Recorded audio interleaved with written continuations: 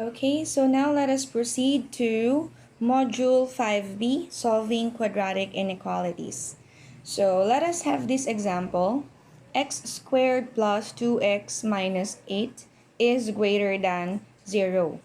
So the first step that we need to do is to write this inequality into a standard equation. So yes, gagamit tayo ng equal sign. So x squared plus 2x minus 8 is equal to 0. Okay, from here, the next step is we're going to solve this just like how we are solving the values of x or the solutions for a quadratic equation. So let us solve this by factoring. So when we factor out 8, so it would be 4 and 2. So we're going to, since this is positive, so positive 4 and negative 2. So factor out x. Okay, so the next part, pareha pa din. So let's equate both factor by 0. X minus 2 equals 0. And then let's solve for x. So x is equal to negative 4. X is equal to 2. So sa quadratic equation, ito na yung sagot natin. Tama? X is equal to negative 4 and x is equal to 2. Now, when we're dealing with quadratic inequalities, hindi kasi siya equal lang, okay, to the roots. So, nakalagay dito, it should be greater than. So, meaning, you need to plot this. Okay, kunwari is straight. So, we have here a number line. So, yung gitna natin ay si 0. And then, we have 1, 2, 3, 4. Sa kabila, negative 1, negative 2, negative 3, and then negative 4. Okay, so now, if we're going to plot negative 4 and 2, nasan si negative 4? This is negative 4. And then si si 2.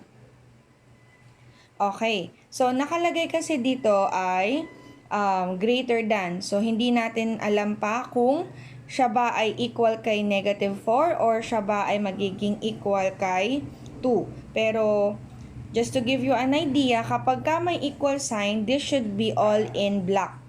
Okay, kapag ka included siya. Kapag ka hindi siya included, as in bibilugan mo lang. So, that means that negative 4 and 2 are not included on the solution. So, if you're going to notice, meron tayong tatlong part. Extend ko lang to para mas makita. So, ito negative 5 and then negative 6. Okay. So, hanggang negative 4 lang tayo.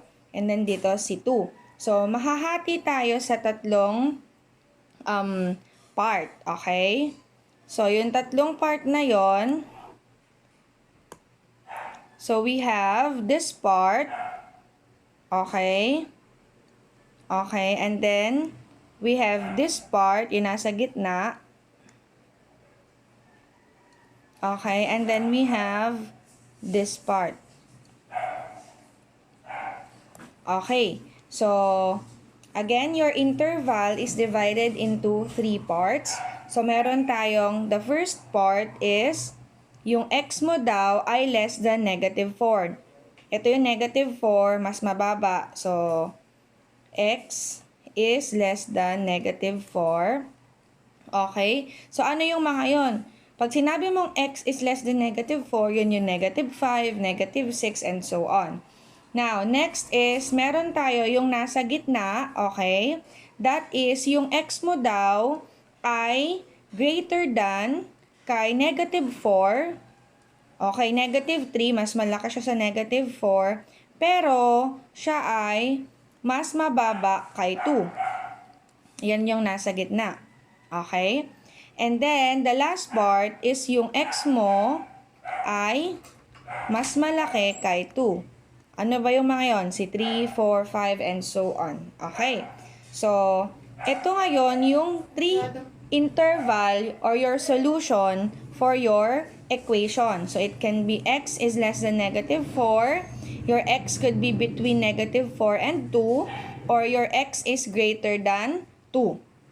Okay, so ngayon, we need to test kung ano ba sa tatlong interval yung solution for our equation. So ano ba talaga yung tamang sagot? Ito ba, ito, or ito? So ang gagawin natin, magsa-substitute tayo ng one value from each interval to check if this will make the equation true. Okay, so let us try x is less than negative 4. Ano ba yung mga numbers that is less than negative 4? So we have x is equal to, let's say, negative 6. So if x is equal to negative 6, okay, negative 6, then, isa-substitute natin siya dito sa original equation.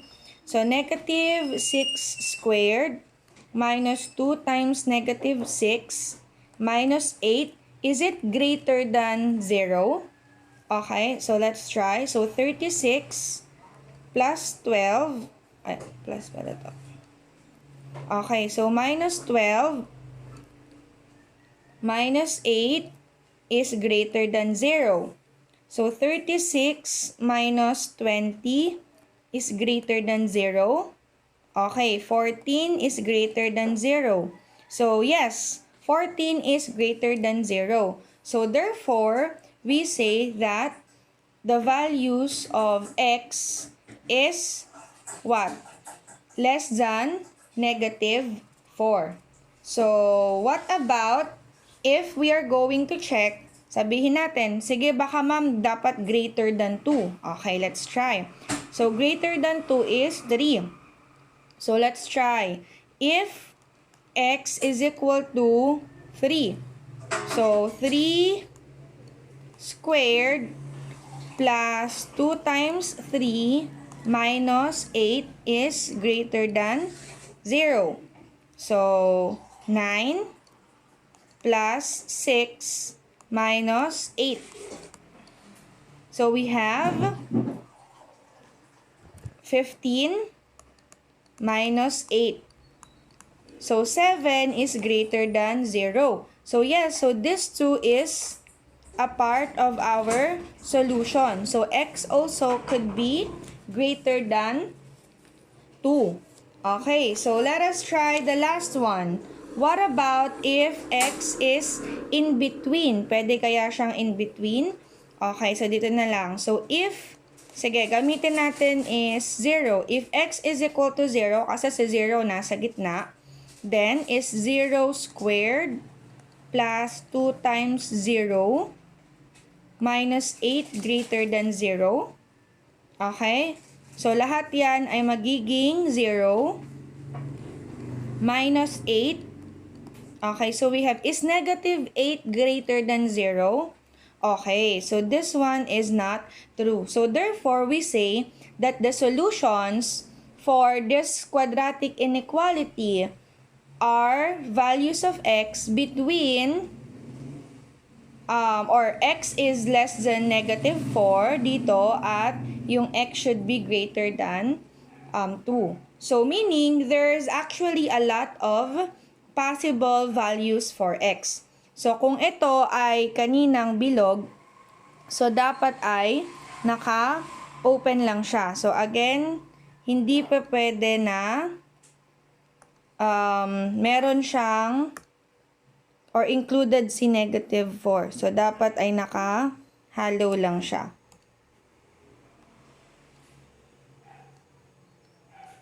So, ganyan lang siya dapat. Okay, so that is how you solve for quadratic inequalities.